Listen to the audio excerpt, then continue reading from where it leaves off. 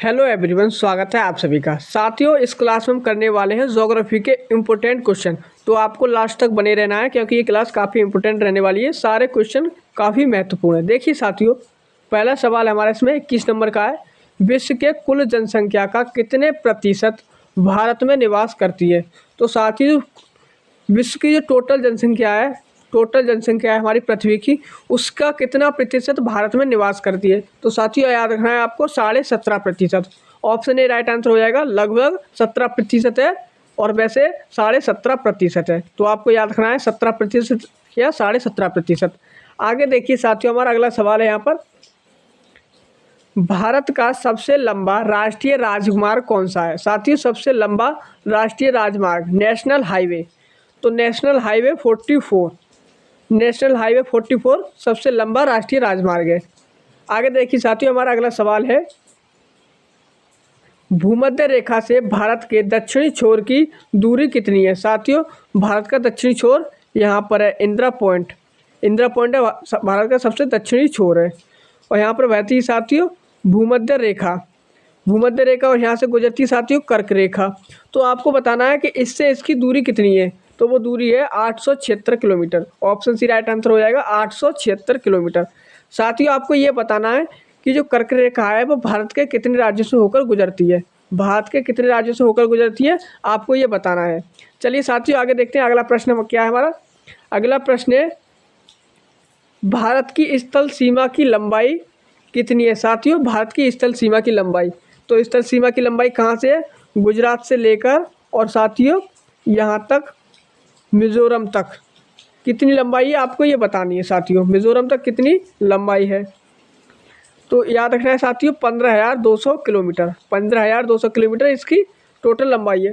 और साथियों, जलीय सीमा कितनी है?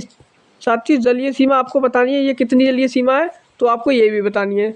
तो भारत की जलीय सीमा कितनी है तो आपको बतानी है, ये है 7516 किलोमीटर। 7516 किलोमीटर है। आगे देखिए साथियों, हमारा अगला सवाल है, भारत का प्रथम नागरिक कौन होता है? तो वो है राष्ट्रपति। राष्ट्रपति भारत के प्रथम नागरिक होते हैं। आगे देखिए साथियों, हमारा अगला सवाल है, भारत में शीत मरुस्थल किसे कहा जाता है? साथियों, भारत में शीत मरुस्थल तो वो कहते हैं साथियों लद्दाख को। लद्दाख को क्यों कहते हैं? क्योंकि यहाँ पर साथियों लद्दाख में सबसे कम वर्षा होती है।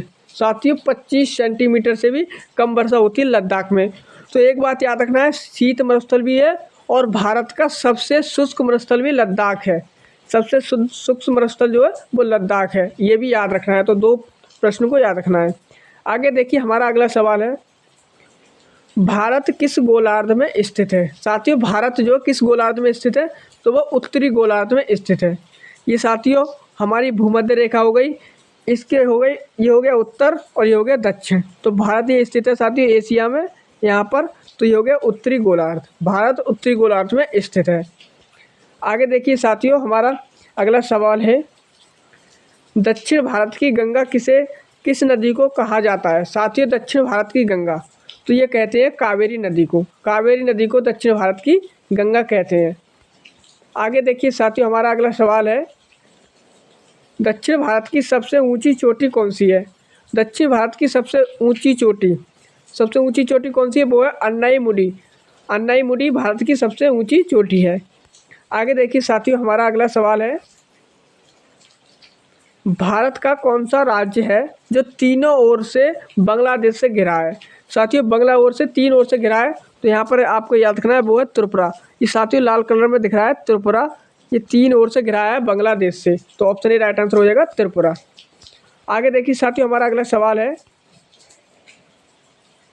आदम का पुल किन दो देशों के बीच स्थित है? साथियों, आदम का पुल भारत और श्रीलंका के बीच स्थित है। भारत और श्रीलंका के बीच। साथियों, भारत और श्रीलंका के बीच एक जल संधि है जो लोग अक्सर गलत करते हैं और परीक्षा में पूछा जाता है, वो है साथियों पाक जल संधि। साथियों, ये किसके बीच स्थित है?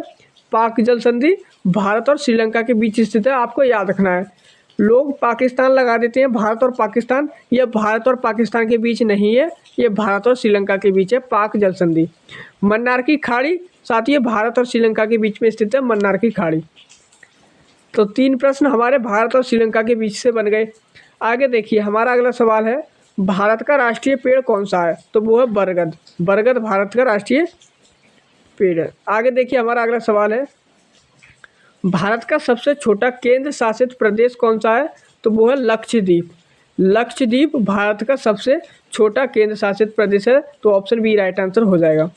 और ये साथियों जो लक्षद्वीप है वो प्रवाल भित्तियों से बना द्वीप है। लक्षद्वीप भारत में प्रवाल भित्तियों से बना द्वीप लक्षद्वीप है। आगे देखिए हमारा अगला सवाल है, भारत में सबसे अधिक जनसंख्या वाला नगर कौन सा है? तो ये तो आप सभी को पता है, वो है मुंबई। कौन सा है साथियों? मुंबई। आगे देखिए हमारा अगला सवाल है, जनसंख्या की दृष्टि से भारत का विश्व में कौन सा स्थान है? साथियों 141 करोड़ जनसंख्या है भारत में। लगभग अब चीन से भी ज़्यादा हो गई, लेकिन अभी भी दूसरे नंबर पर माना जा रहा है।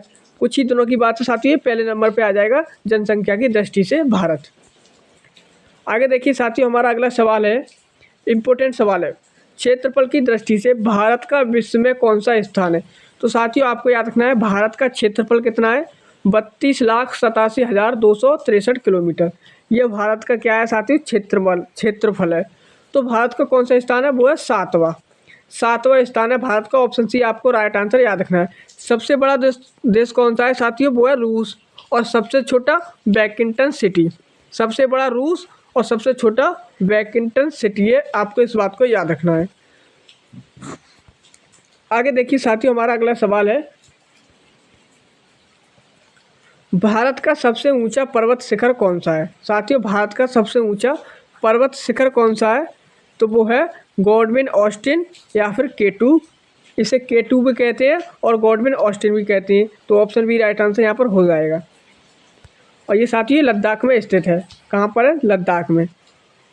भारत की सबसे बड़ी तटीय झील कौन सी है? साथियों भारत की सबसे बड़ी तटीय झील कौन सी है? वो है चिल्का झील। ऑप्शन साथियों सी राइट आंसर हो जाएगा। चिल्का झील भारत की तटीय झील है। कौन सी झील है साथियों? तटीय झील। आगे देखिए हमारा अगला सवाल है साथियों, भारत के मीठे पानी की सबसे बड़ी झील कौन सी है? तो वो है बुलर झील। बुलर झील जम्मू कश्मीर में है साथियों, और ये सबसे बड़ी झील है, भारत के मीठे पानी की झील है। कहाँ पर है? जम्मू कश्मीर पर। साथियों चिल्का झील कहाँ पर है? वो ओडिशा में है। चिल्का झील ओडिशा में। भारत में सबसे अधिक वर्षा कहाँ होती है? तो ये मानेसराम में होती है।